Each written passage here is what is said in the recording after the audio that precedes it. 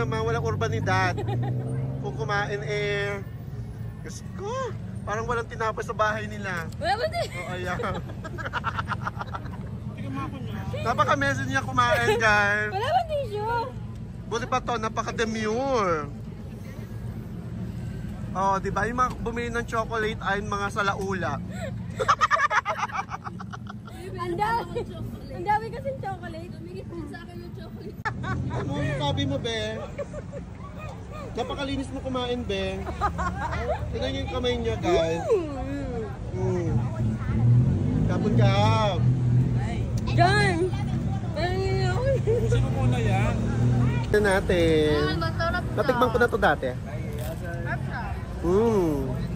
Sarap pa rin. Pero pag hindi na siya mainit, hindi na to masarap. Kaya pag bumili kayo dito, kainin nyo na mainit.